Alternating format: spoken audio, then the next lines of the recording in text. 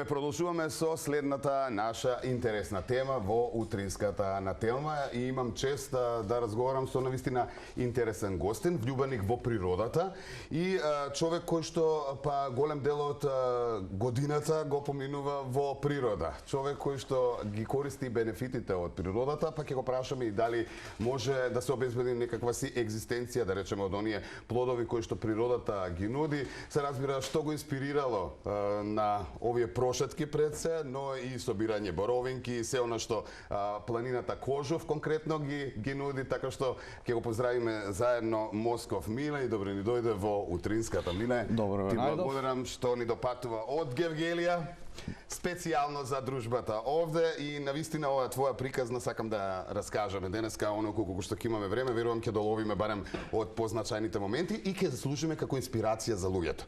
Некако после короната, нели ќе се сложиш со мене, односно за време на короната, сите се вратија на природата, сите кои што има, да речеме, во руралните средини нешто оставштина или наменски купија, направија викендици за да бидат дел од природата и да се грижат малку повеќе за здравјето и некако тоа ги наведе многу повеќе од луѓето, нели, да бидат присутни и да откриваат дел од убавините, се разбира, кои што природата во Македонија ги нуди. Ти си од Гевгелија, Кожов ти е блиску, веројатно, но каква е приказната за да започнеш и веќе колку години си? Со боровинки сум почнав негде 2008, значи има 12 години, 13. Така, 12 години редовно си дел од Кожов планина, односно од благодетите кои што ги нуди планината и тоа, па можем слободно да кажем, професионално, организирано. Не е тоа ќе отидам денеска 2 сати, ќе соберам и ќе се вратам, туку баш со кампување. Ја некако да наведам темата, а ќе оставам да ми раскажуваш ти за сите тие патешествија. Па сето таа моја љубов кон боровинките почна, јас претходно си бев планинар и обожавав планината. Немаше викенд да не одам на планина да искачам некој врв или да бидам во шума. И тој еден пријател ми рече, а вика, знаеш ли дека има горе боровинки? Ја поема немав ништо да боровинка ни ништо. И вика, може вика и да седеш вика на планина и да вадиш пари и пак да си останеш таму. Значи да имаш дупли бенефит. Не само што психолошки може да се одмориш. Да. Исто и да видиш некои финанси. И јас не му верував. Викам, ајде ќе идеме. И одеме првата година, тоа беше негде 2008. И како за среќа се погоди сезоната да има многу боровинки, што знае, знаеш, А што бараат, извини, боровинките? Повеќе дожд, повеќе влага? Они бараат преку зима да има многу снег. Снегот ги заштитува и кога ќе дојде март, април месец, кога они веќе крајот на април почнуваат да цветаат и ако се уште имат покриени со снег, тогаш има мразови. И ако мразот го нема снег и го покрие боровинката и го измрзнува цветот и после нема боровинка на тоа место. Но Кожов е огромна планина, огромна плоштина, има до Кавадаречкиот дел, дури да има некој рит измрзнат од снегот, од мразот, од другиот рит има. Значи, следната година ќе треба малку повеќе да одиме. И се зависи. Но ако е богат снегот зимата, тоа ќе богат ќе биде годината. Повеќе снегот после се топи, април во мај месец, април месец се топи. И ако што ги штити цветовите, после кога ќе се растопи ги навадува. Како нема дождови, они веќе се бујни. И добро, со пријателот отидовте, ти виде? Отидовме со пријателот и јас не ни очекува дека ќе бидат ниски така на земјата. И јас очекував, нели, ќе бидат малку поголеми како грозде, викам, ај, што ова ли да го берем?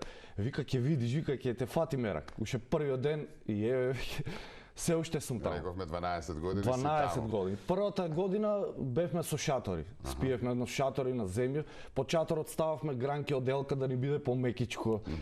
Немав ни возил. Значи малте е не Survivor, а? Survival буквално. Ако не знаеш да запалиш оган. Секоја година по нешто. Секоја година учев по нешто од Survival.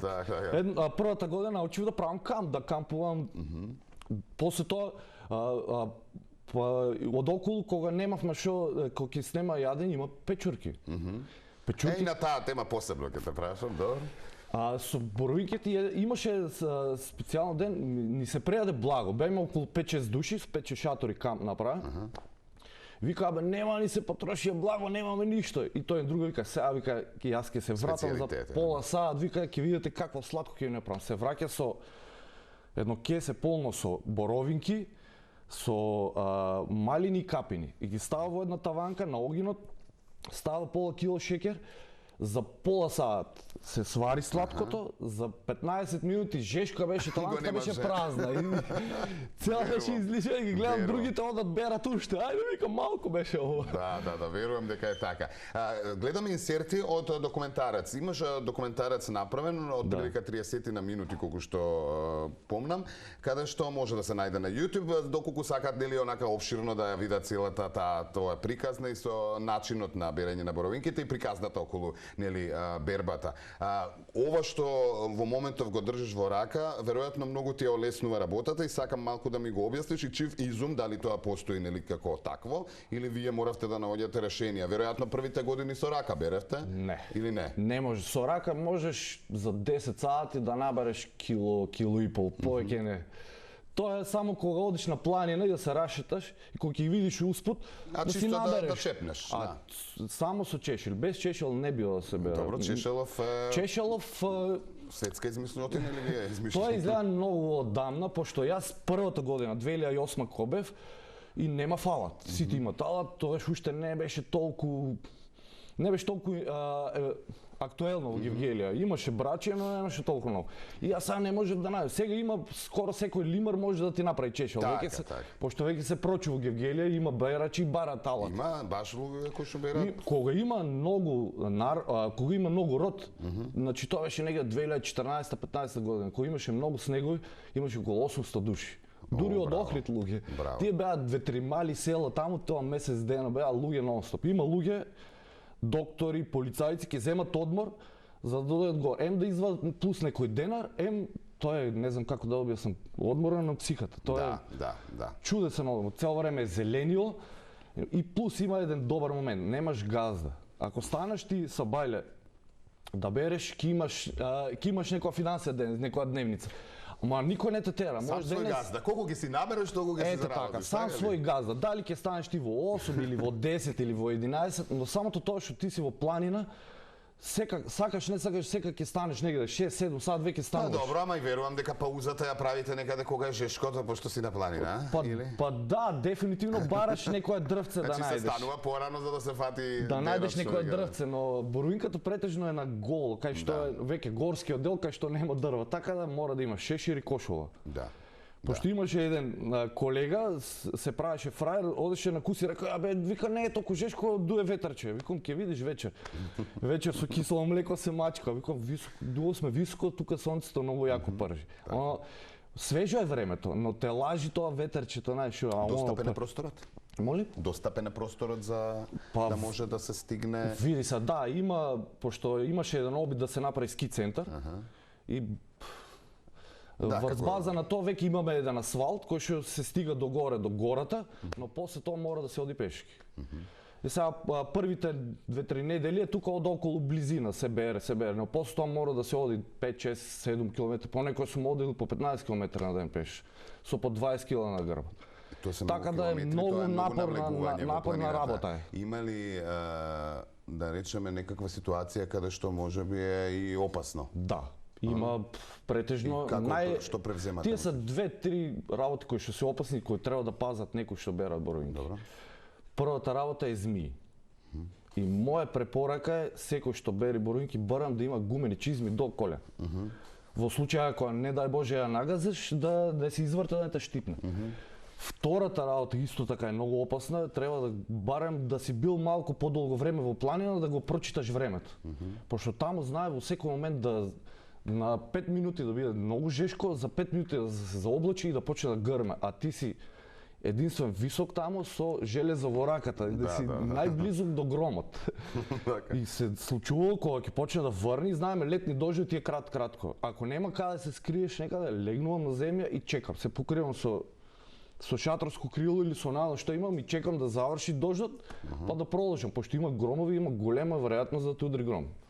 И се случувало пред 5-6 години има еден овчар загина на Кожев од гром. А мечки? Мечки, да, сега таа ми беше следната тема, мечки. Ја за мечки. Тие се малце по-комична тема е кај нас во Гевгелија, пошто во Гевгелија последните 5-6 години се појавија 2-3 мечки, 4. Сега некој ги видел, некој не ги видел. Јас имам видено траги и измет од нив и траги во калта, но се уште ја нема видено, за среќа ја нема видено. И моја претпоставка е, не се разбира многу од нив, но моја претпоставка е дека они не напаѓаат. бегаат од луѓето, Поготово овие кај Гевгелија се 2-3 и немат конкуренција, они не се месојадни, знаеш. И бегаат од луѓето. А и вие одите во период од годината кога веројатно може да си најдат и храна, нели? Па да, ама баш тогаш они се најактивни тој период. И сега има еден момент во еден дел кај што претпоставуваме дека е таму, пошто таму има најмногу траги, најмногу измат од неа.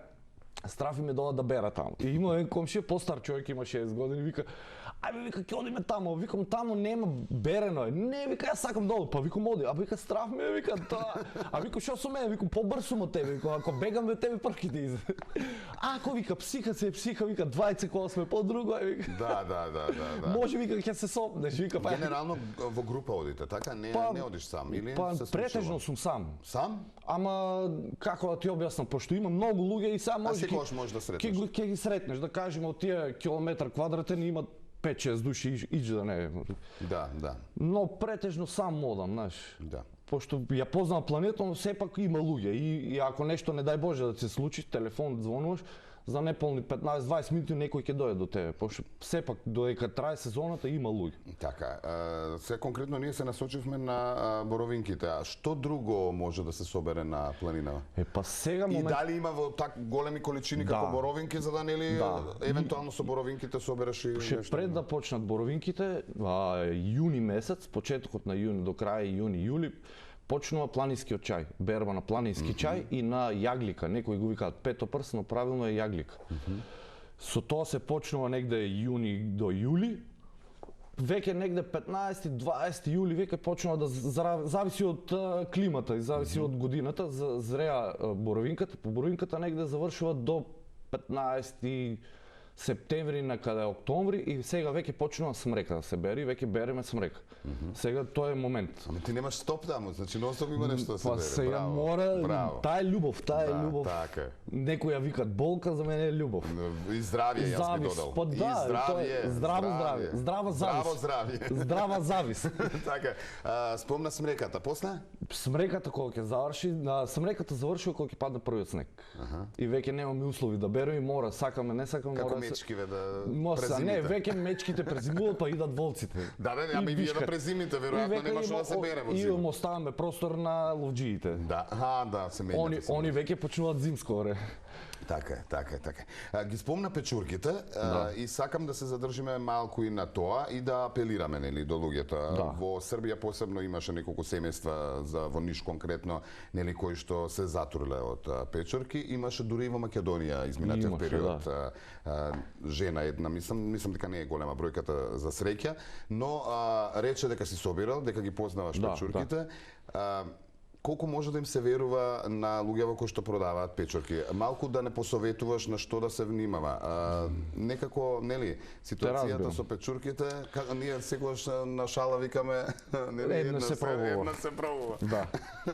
Ама не е за шала работа. Не сакам да како објаснам. Се познаваат ли добро отровните печурки? Се познаваат. Тој што има искуство и што ги берел, знае, ќе ги разликува одман. Веднаш може да ги разликува. Сега не сакам да им го растурам бизнисот на некој, мене лично ако ме прашаш. Дали се работи за живот на луѓето, не здравје, него живот. Сепак не сакам на некои што продаваат печурки диви да им го растурам бизнисот, но мое мислење, ако мене лично ме прашаш, ако не е свежа, тоа е ако се многу збирани на купа, смачкани, па скршени. И ако јас не ја видам свежа, не ја пробувам. И ако е некој друг, па макар и да е многу добар печуркар, што се разбира, сум сумњив ако ми ги донесе азар сготвени и спржени. Зошто потемнуваат? Па не, пошто кога ги испржиш веќе не можеш да ги познаеш. Кога е свежа се познава печурката која е. Сега во случајот со овие што се трујат, најголем, скоро 90% од случаите што ги пратам, што се трујат ги заменуваат со шампиньонка. Тие се 2-3 сорти во Македонија кои се екстремно отровни. Бела пупавка, зелена пупавка. Тие се, како да ти објаснам, они имат кога ќе ја конзумираш. Не дава веднаш резултати, тоест телото веднаш не ја препознава дека од следниот ден, после 24 сати, кога ќе го преработи твоето тело, кога ќе преработи, кога она ќе влезе низ организмот, она тогаш почнува да покажува симптоми, а тоаш веќе малце касно. Тоаш веќе и на третиот ден веќе почнува да се оштетува црниот дроб, И ако за тие време она не може, докторите нешто да престигнат, освен трансплантација не помага. Проблемот меѓу тие три сорти на печурки што ја разликува, што ја помешуваат со шампиньонката. Шампиньонката одоздола има ресички и тие се розови. А овие белата пупавка и зелената пупавка се бели и плюс обично има две сорти на шампиньонки, таа шумската и полска. А овие белата пупавка и зелената пупавка претежно се во шумата. Ретко да ги сретнеш во полскиот дел. И најпрепознатливо одоздола кога ќе обрнеш наопаку, листовите што се ламелите мора да бидат розови. Ако не се розови, не е шампиньонка. А белата пупавка има бели, а одозгора се многу слични. И они може на брзина бераат и знаеш премногу самоувереност. И плюс ако е некој што самоувереност, таа е најголемиот непријател на печуркарите. Мора да бидеш пазлив. Јас например некоја печурка што не ја знам, не ја чепкам. И сега има малце комичен случај. Јас научив една сорта на печурка црна труба, е малце поретка. И кога ја видиш е црна, скроз црна и како трубичка е. И таа е многу вкусна и многу јадлива. И сум читал за неа, но се уште не сум ја сретнал. И случајно сретнав на планина и намерав многу, тој беше претеризам. И ја носам дома. И мајка ми ја гледа, леле, што е тоа? Вика, ти така? А викам, ова е мало црна, викам, нема двојник и нема слична на неа и викам, сигурен сум. А вика, прв пат ја гледаш, вика, нема. Аба викам, сум ја истражувал. Бе, викам, кај стар печуркар, тој ми каже, таа е, вика, слободно јади. И јас си пржам со јајца. И мајка ми вика, не, да не се јадел, ми ја зима транката, ми ја трга од страна. Викам, слушај, викам, сигурен сум. Проверено. Стар човек ми каже, вика, таа се јаде. И она кога види кај ја, дај, вика, јас ке јадам, вика, за да не тагувам по тебе, вика, ако си одиме сите заедно да си одиме. О, добро е.